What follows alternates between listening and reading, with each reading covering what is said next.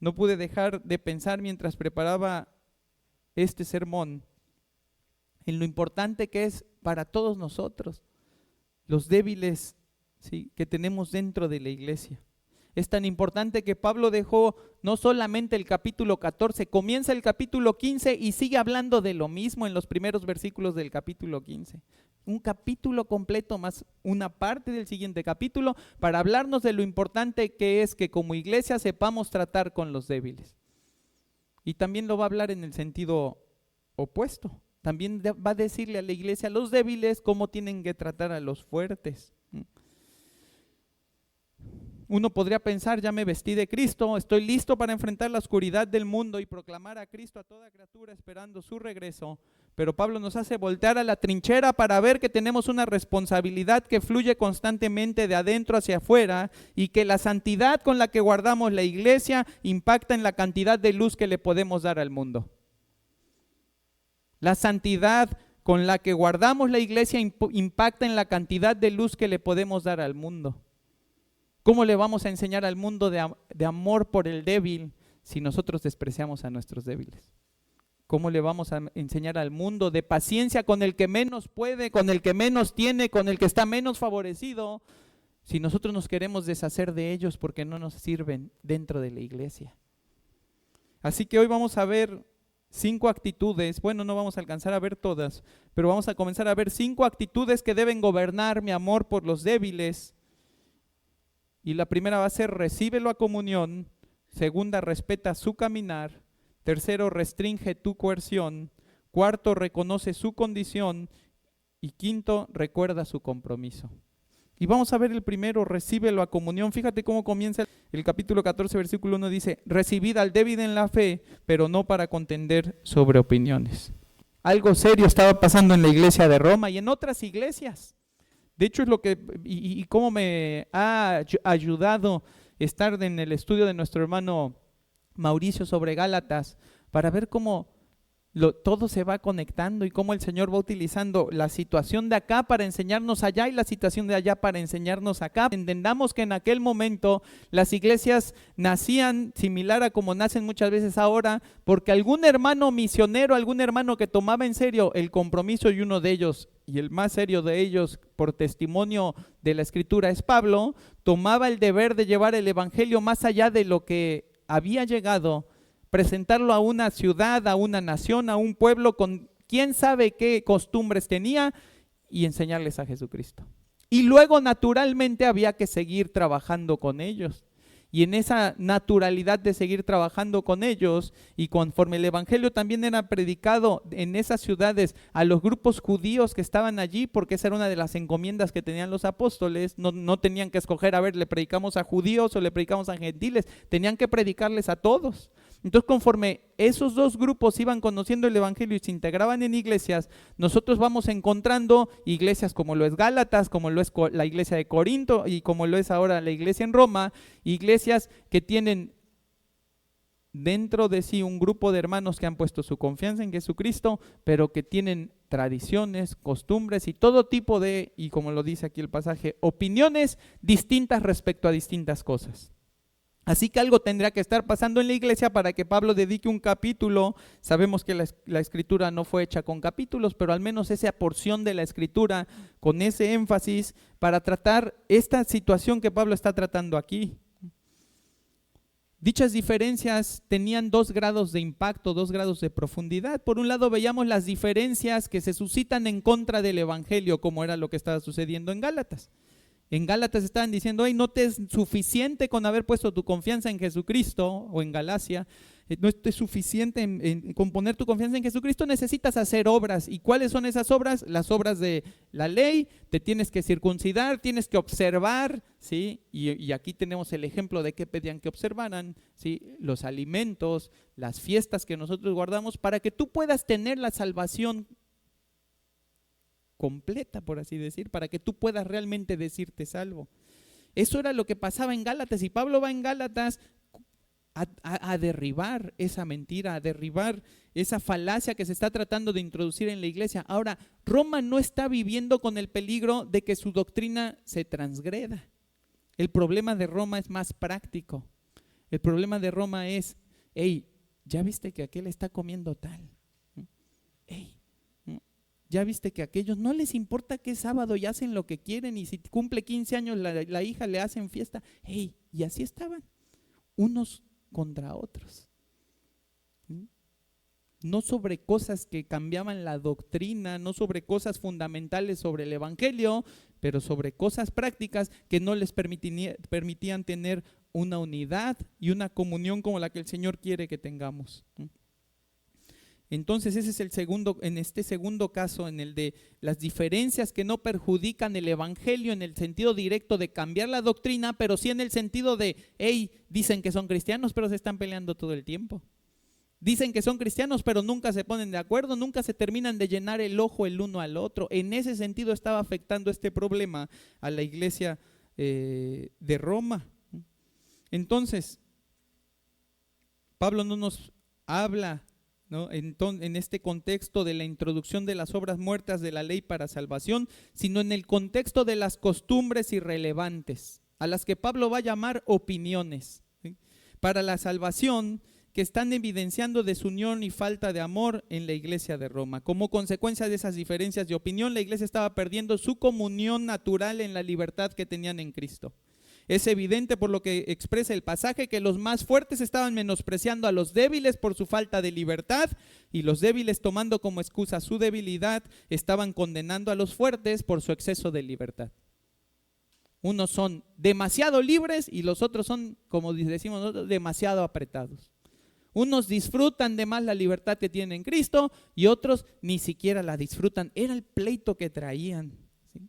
Y Pablo va a ir al grano. Pablo no va a estar dándole muchas vueltas al asunto, y lo primero que va a hacer, va a dar un mandato, y el mandato es: reciban al débil en la fe. Fíjate cómo Pablo le da la prioridad al débil. Y eso te tiene que significar, primero es el débil.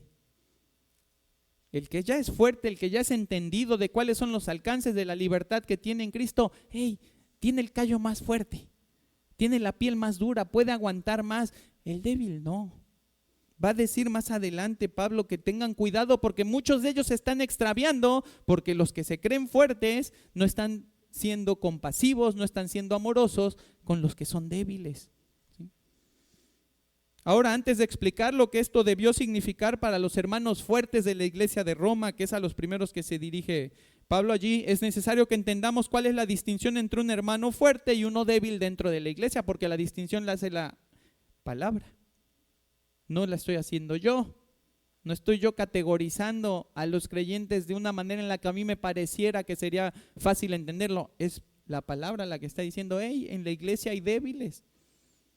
¿Qué es un débil? Entonces se entiende por un hermano débil aquel cuya comprensión de la libertad que tiene en Cristo es aún limitada, y por lo tanto aún rige varios aspectos de su vida. Por ejemplo, ten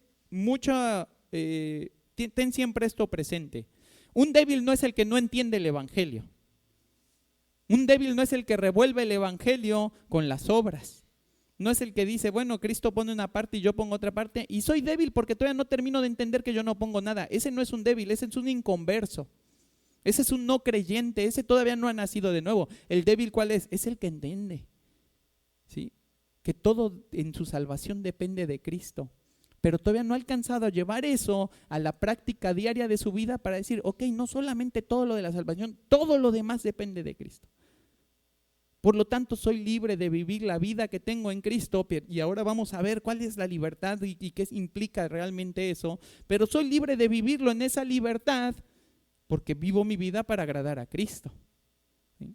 Entonces, el débil es aquel cuya comprensión, un creyente verdadero, cuya comprensión de la libertad que tiene en Cristo es aún limitada y por lo tanto se rige en varios aspectos de su vida, y los ejemplos que vemos aquí son la comida, la bebida, y vemos también lo que son las festividades, a lo que le llaman la observación de los días, con un criterio que no aplica del todo las implicaciones del evangelio, que excede por mucho los asuntos de la carne y lo material, el evangelio, y sin embargo este hermano no logra poner y no logra vivir en todo el evangelio, pero tampoco está pecando. Ese es el débil. Y si entendiera mejor el hermano, ¿sí?, podría vivir de una manera distinta, disfrutando la libertad que le ha sido dada en Cristo. Pero mientras no lo entiende, él tampoco está pecando. No necesito ponerlo en disciplina, no necesito tener algún tipo de acercamiento con él para condenar la manera en la que está actuando. Él simplemente está aprendiendo a vivir la libertad que tiene en Cristo. Y es natural que quien conoce más, quien se lleva más tiempo en el Evangelio, y no nada más tiempo de años acumulados como si fuera pensión, ¿no? Sino realmente tiempo trabajado en la comunión con el Señor, en el conocimiento de la palabra, es natural que vaya entendiendo cada vez más cuáles son esas libertades que Cristo le da. Entonces, en un sentido podríamos decir que este hermano tiene un disfrute reducido de los aspectos más cotidianos de su salvación, pero no vive en contra de ella. Espero que esté siendo claro, y si no está siendo claro, se vale levantar la mano. Por otro lado, se entiende como hermano fuerte aquel que, ejercitado en el conocimiento de Cristo y la verdad, y discerniendo los alcances del Evangelio en los aspectos más cotidianos de la vida, vive su vida buscando agradar a Dios en el ejercicio más pleno de su libertad, no restringiéndose a otra cosa sino del pecado en contra de Dios. El hermano fuerte no es tampoco uno que dice, pues soy tan fuerte que puedo pecar y no pasa nada. No, el hermano fuerte también se restringe. Vive para Cristo, trata de no pecar, es un creyente verdadero, ¿sí? Pero tiene más libertad, ¿sí? Lo que para algunos pareciera exceso de libertad, en realidad es el reflejo de la comprensión de la redención dentro de los límites en los cuales se puede actuar sin pecar. Así que lo que quiero que quede claro es, uno entiende mucho, otro entiende poco, pero los dos están tratando de agradar a Cristo. Y eso es lo que está diciendo Pablo. Por eso Pablo está extrañado de cómo se están tratando, porque los dos tratan de vivir para Cristo, uno disfrutando de todo lo que puede hacer en la libertad que tiene en Cristo, y otro recatándose lo más que puede porque todavía no comprende hasta dónde llega su libertad. Pero ninguno de los dos está yendo en contra del Evangelio y ninguno de los dos está pecando voluntariamente en contra de Cristo. Ahora sí, del hermano débil. El hermano débil es aquel cuya comprensión de la libertad que tiene en Cristo es aún limitada y por lo tanto aún rige varios aspectos de su vida con un criterio que no aplica de todo las implicaciones del Evangelio. Un evangelio que excede los asuntos de la carne, un evangelio que va hasta lo más profundo del corazón del hombre, ¿sí? Pero mientras se rige así, él no está pecando, él se mantiene fiel al Señor, vive con una libertad pequeña, vamos a pensarlo allí, ¿no? Es como vive en una casa chiquita, pero vive en Cristo, está en Cristo. Ahora, un ejemplo práctico de la interacción entre estos dos hermanos se encontraba precisamente aquí en Roma y en el ejercicio o en las costumbres alimentarias. Un creyente judío no comería por ninguna razón cerdo, ¿no? Y el peligro, ¿sí?, es que el gentil le menosprecie por no vivir bajo la realidad de Hechos 10:15 o de Marcos, ¿no?, donde nosotros vemos, ¿sí?, que Dios ha hecho limpio todo animal. Entonces, hey, tú podrías estar comiendo cerdo. Sí, pero no quiero. ¿Cuál es el problema? ¿No estoy pecando o sí? ¿Qué estoy haciendo en contra? Hey, Dios ya limpió todo. Sí, ya sé, pero no me gusta.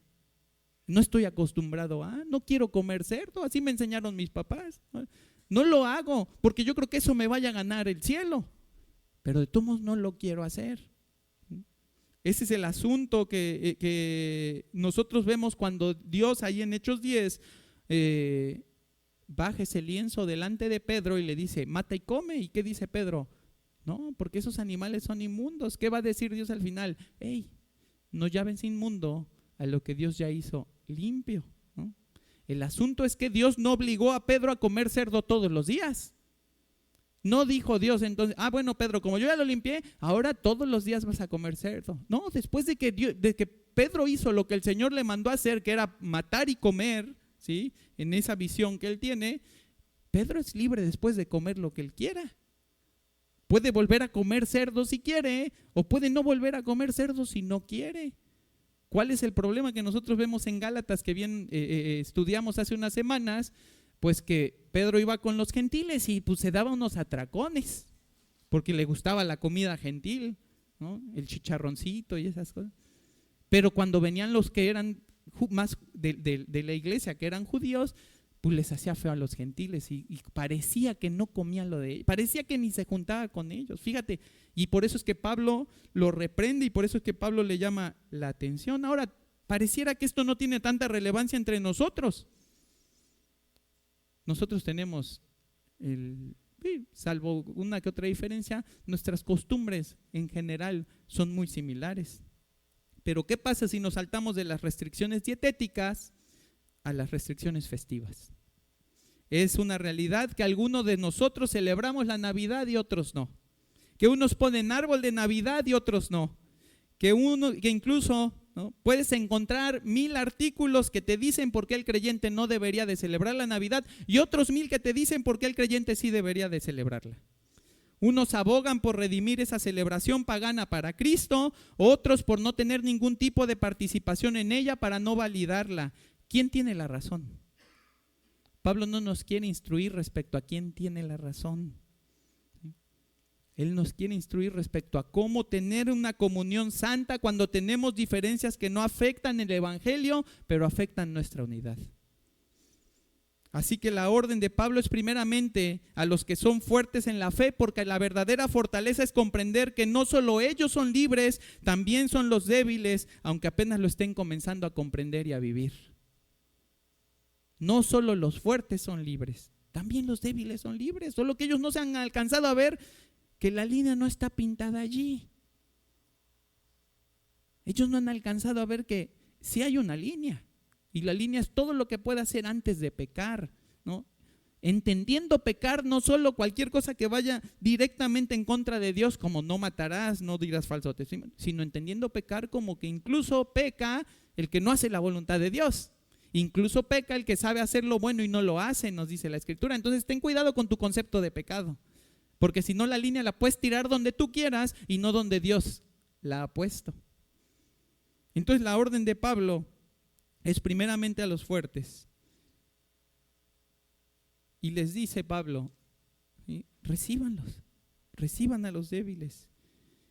Si la debilidad de tu hermano te dará ocasión para menospreciarlo, entonces tu fortaleza no vale nada, porque no se fundamenta en el amor a tu prójimo, sino en el amor a tu justicia.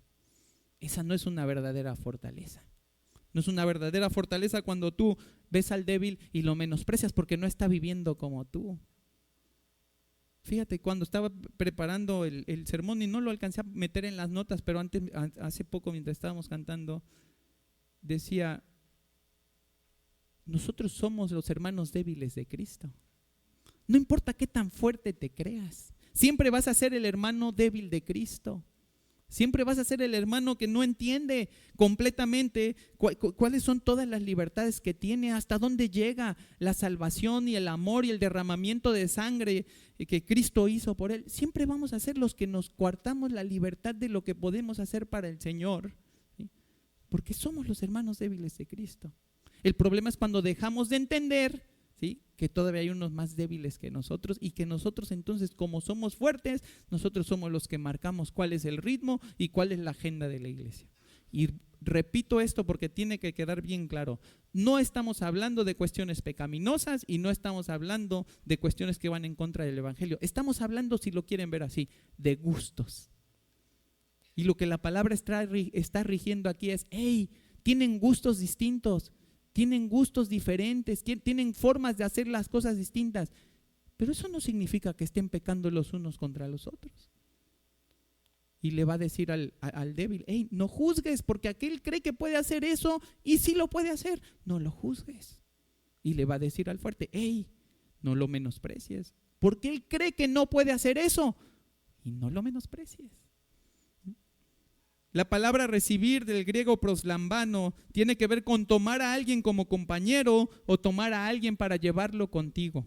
Eso es lo que está diciendo cuando dice recíbanlos. ¿Qué era lo que entendemos de esto? Pues que ya se estaban empezando como que a hacer grupitos, ¿no?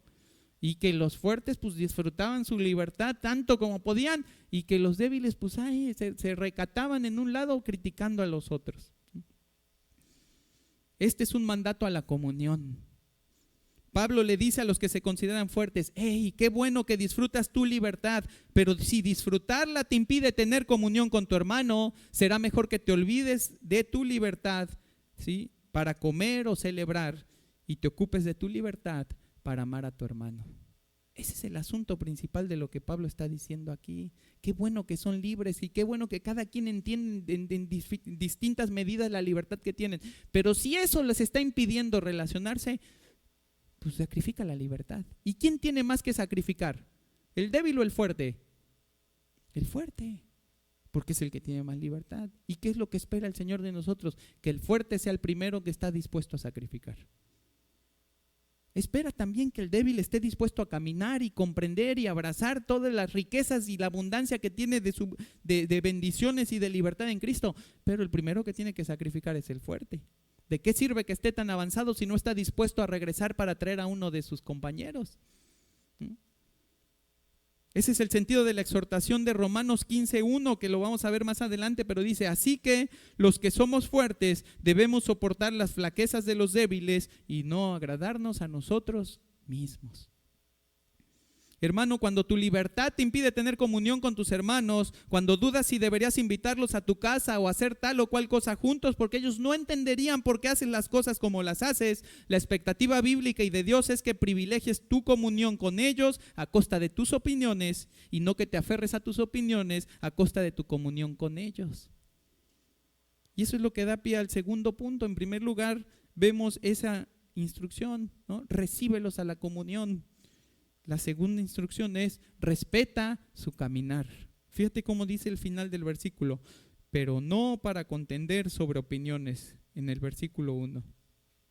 Hermano, si vas a recibir a otro hermano, si vas a tener comunión con él porque sabes que es lo que le agrada y llena el corazón de Dios, porque sabes que la comunión es una forma de adoración, entonces lo que te está diciendo Pablo es: hey, no se reúnan para pelear. Ya saben que piensan diferente, no se reúnan para pelear. No le pongas una trampa al hermano, como decimos, no le pongas un 4. Ya sabes lo que el hermano no hace, ya sabes lo que el hermano no permite, pues no le pongas allí todo para que, a ver, hermano, si ya entiendes, ¿no? Es como aventar al niño al agua y que empiece a nadar, ¿no? En algún momento hay unos que sí lo hacen, ¿no? Pero no todos. Y que lo hagan no significa que lo disfrutó, no significa que fue amoroso, que fue cuidadoso la manera en que aprendió a nadar, ¿no? Lo que está diciendo Pablo es: hey, recíbanse a comunión, olviden sus diferencias, sí, vivan en la santidad y busquen la libertad que tiene el Señor, cada uno en la comprensión que tiene de lo que puede y no puede hacer, pero si se juntan, no se junten para pelear. Fíjate, Marcos 7:15, acompáñame, Marcos 7:15, desde el 14, dice: y llamando así a toda la multitud, les dijo: oídme todos y entended. Nada hay fuera del hombre que entre en él que le pueda contaminar, pero lo que sale de él es lo que contamina al hombre. ¿De qué les está hablando Jesús? De lo que comen. Se preocupan demasiado, se preocupan tanto por lo que entra que no se están dando cuenta que eso, pues sí, a lo mejor te puede caer mal, pero no va a pasar a más. No es eso lo que te hace un pecador. ¿Qué es lo que te hace un pecador? Lo que sale de ti. Lo que ya está pervertido por el pecado es lo que te hace un pecador. Dice 16: si alguno tiene oídos para oír, oiga. Cuando se alejó de la multitud y entró en casa, le preguntaron sus discípulos sobre la parábola. Él les dijo: ¿también vosotros estáis así sin entendimiento? ¿No entendéis que todo lo de fuera que entra en el hombre no le puede contaminar, porque no entra en su corazón sino en el vientre y sale a la letrina? Esto decía, ¿haciendo qué? Limpios todos los alimentos. Así que desde ese momento, en esa renovación del pacto que está haciendo Cristo a través de su sangre, es que el Señor está haciendo limpio todo. ¿Por qué nosotros no tenemos que guardar una ley sobre los alimentos? Y sí, hermano, puedes comer pezuña y puedes comer moronga y puedes comer lo que sea. Ya lo hizo limpio el Señor. ¿De qué te guardas? Ni judíos somos. Ahora, el asunto aquí es, no es lo que entra en el estómago, ni lo que sale en el baño, es lo que hay dentro de nosotros, lo que nos contamina. Dice el 20, pero decía que lo que del hombre sale, eso contamina al hombre, porque de dentro del corazón de los hombres salen los malos pensamientos, los adulterios, las fornicaciones, los homicidios, los hurtos, las avaricias, las maldades, el engaño, la lascivia, la envidia, la maledicencia, la soberbia, la insensatez.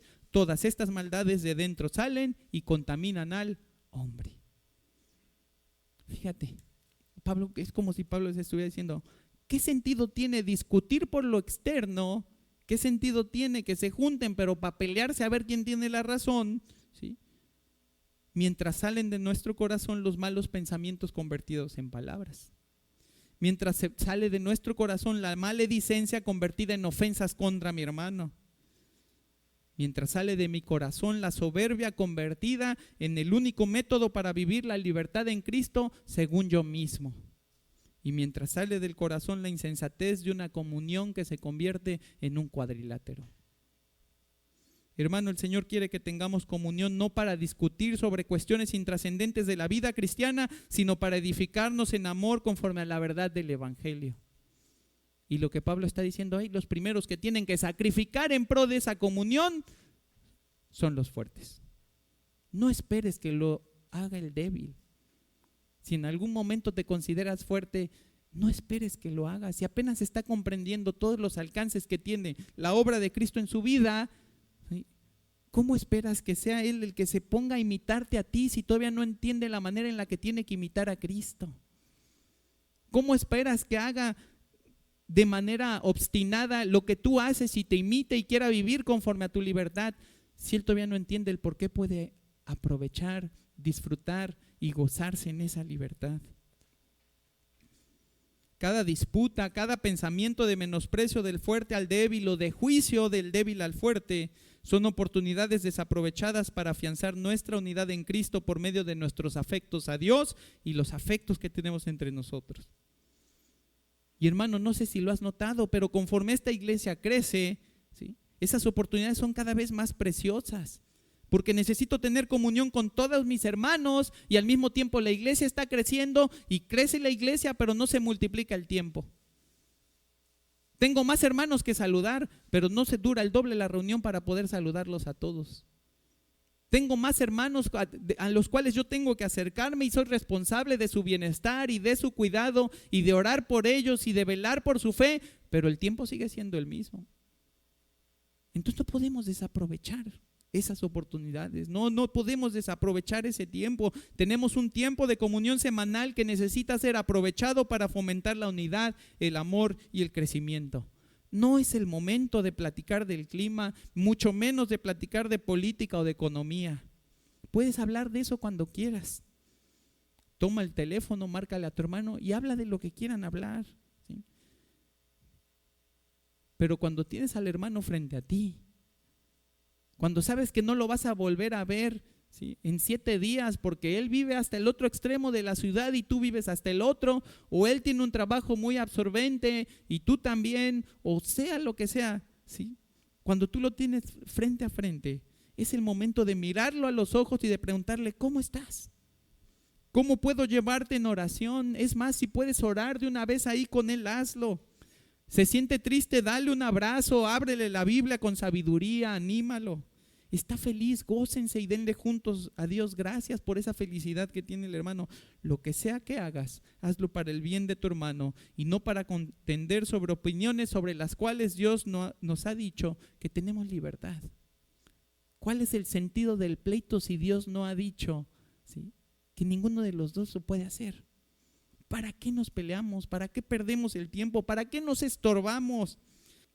Colosenses 2:16 dice, por tanto, que nadie se constituya en juez de ustedes con respecto a ¿qué?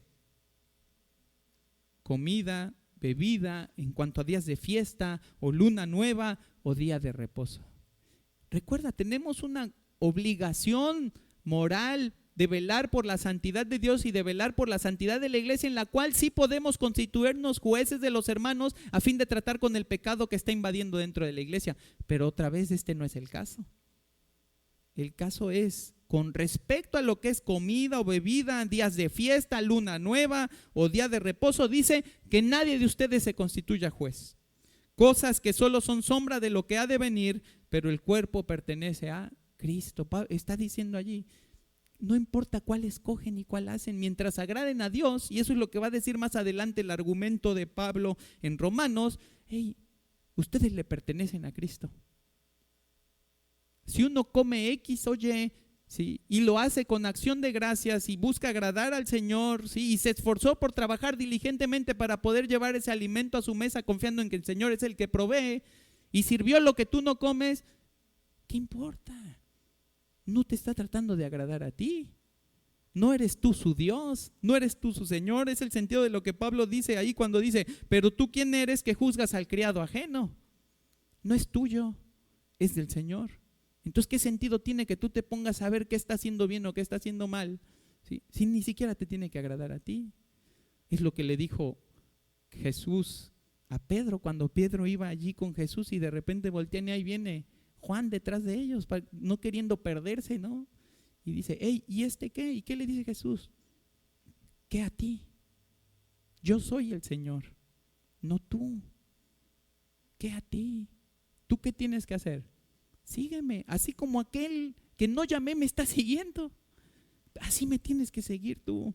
Dice y fíjate que lo importante que es, dice el 18, nadie los defraude de su premio. Perdón, estoy leyendo la Nueva Biblia de las Américas, ¿sí?, porque es un poco más claro el lenguaje. ¿Qué dice el 18? Nadie los defraude de su premio. No te dejes engañar, por eso es que quieren cortar la libertad, que quieren coartarla y después decirte que de esa manera vas a agradar al Señor más.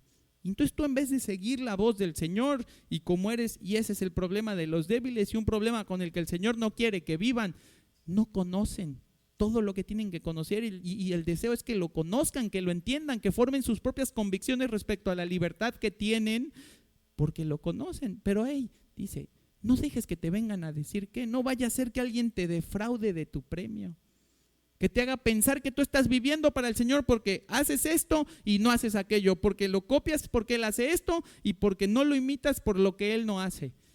Y dice, no permitas que te engañen, no permitas que te defrauden, no permitas que te quiten el premio. Dice, deleitándose en la humillación de sí mismo y en la adoración de los ángeles, basándose en las visiones que ha visto, envanecido sin causa por su mente carnal. Así venían muchos, eso es lo que está diciendo Pablo, venían muchos. Un ángel me dijo que, y ahí estaban todos. A ver qué le habrá dicho el ángel. Por eso aquí no creemos en revelaciones y en profetas y en nuevas visiones, porque ya tenemos la palabra profética más segura, ¿sí? Pero no solamente eran esas visiones falsas de haz lo que yo hago porque me lo reveló un ángel, sino también dice, ¿no?, envanecido sin causa por su mente carnal. ¿Por qué siguen ese tipo de visiones? Pues porque la mente nada más quiere tantito. Porque la carne nada más está esperando que le alboroten tantito para irse detrás de lo que quiere. Y fíjate que dice el 19, pero no haciéndose, no sujetándose a la cabeza, de la cual todo el cuerpo, nutrido y unido por las coyunturas y ligamentos, crece con un crecimiento que es de Dios. Fíjate qué pasa cuando estamos sujetos a la cabeza. ¿Quiénes crecen? ¿Unos o todos? Todos.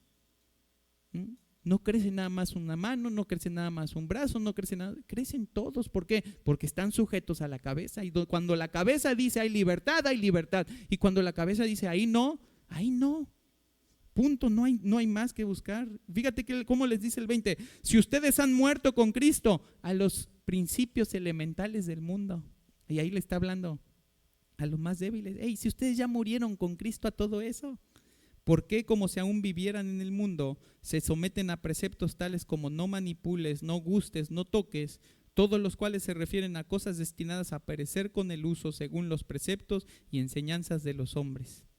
Tales cosas tienen a la verdad la apariencia de sabiduría en una religión humana, en la humillación de sí mismo y en el trato severo del cuerpo, pero carecen de valor alguno contra los apetitos de la carne. Entonces, hermano, si algo va a cambiar en la mente del débil es la comprensión de la obra de Cristo a su favor, no tu discusión acalorada y irrespetuosa. Entonces tengan comunión y abunden en acción de gracias, en buena palabra conforme a la Escritura, en reconocimiento de la persona y la obra de Cristo. Hazle ver a Cristo para apreciar la dimensión de su libertad y no le hagas verte a ti haciéndole creer que la forma en la que vives es toda la libertad que Cristo le ha dado. Porque no, hermanos, la realidad es que ninguno de nosotros, por muy fuertes o por muy maduros que nos creamos, vivimos la verdadera libertad, absoluta libertad que tenemos en Cristo para vivir para los propósitos de Dios.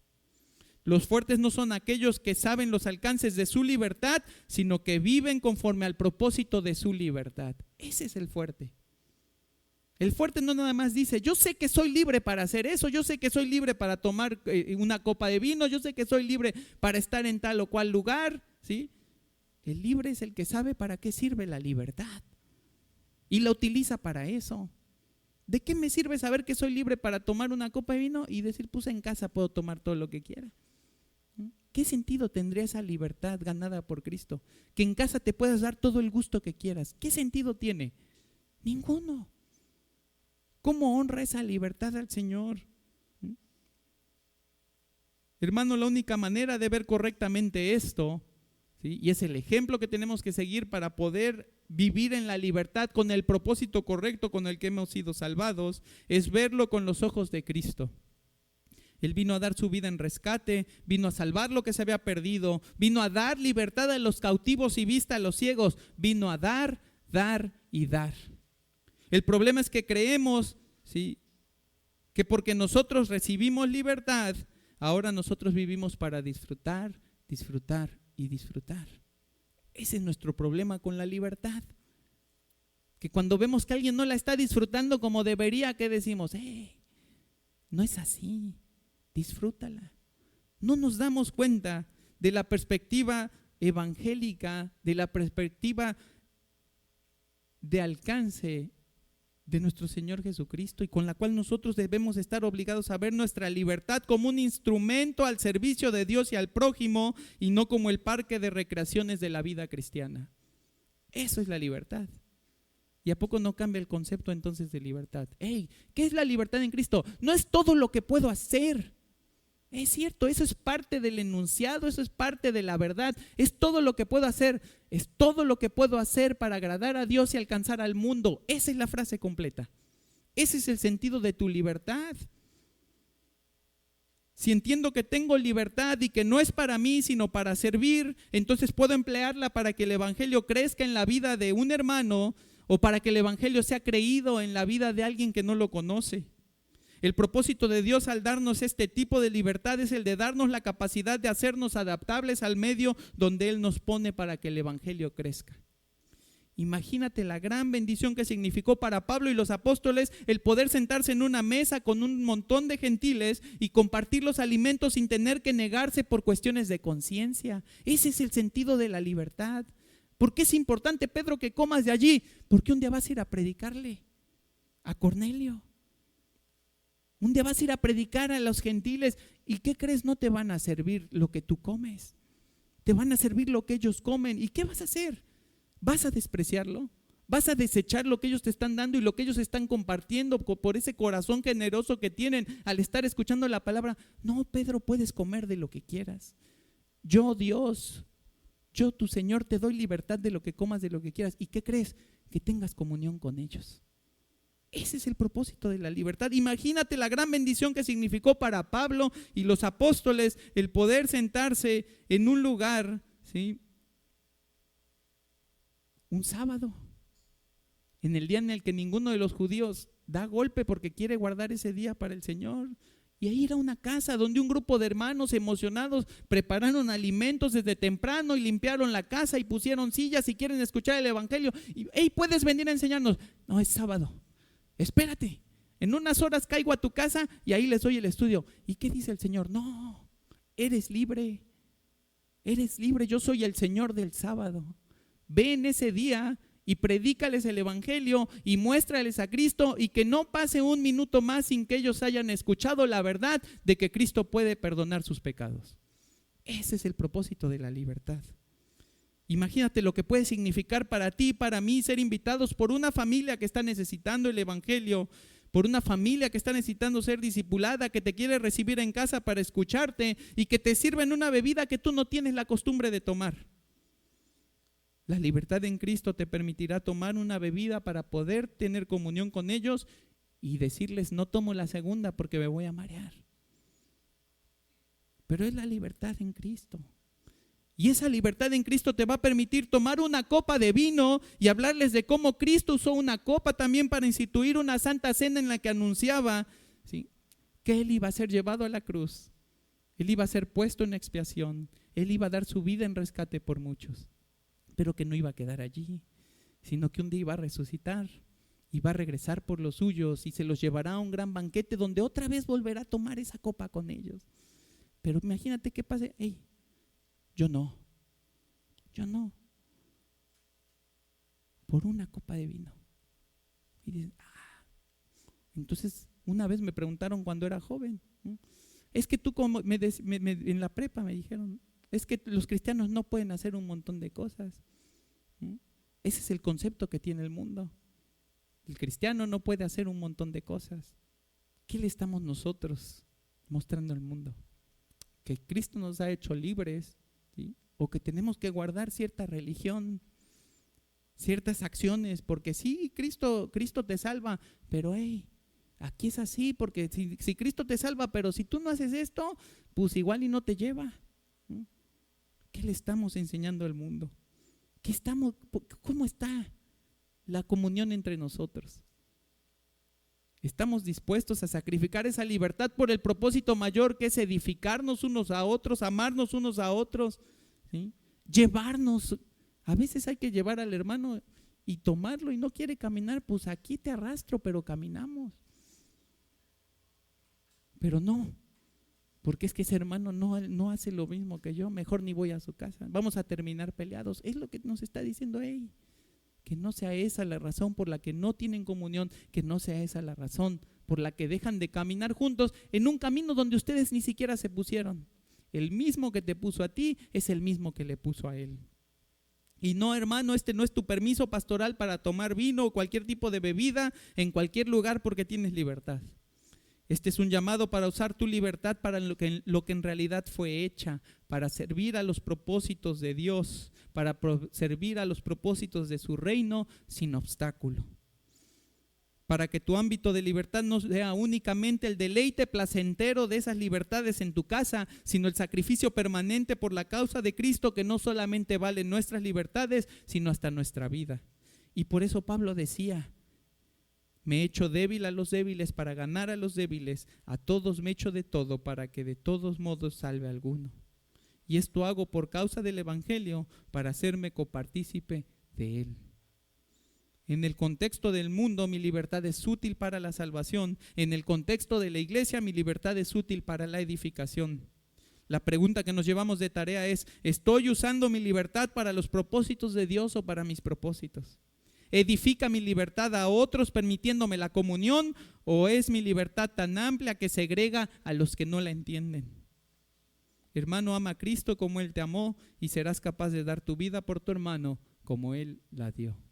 Vamos a ponernos de pie. Padre bendito, te agradecemos, Señor. Y te agradecemos infinitamente porque en primer lugar hemos recibido una libertad que ni siquiera nuestro corazón anheló.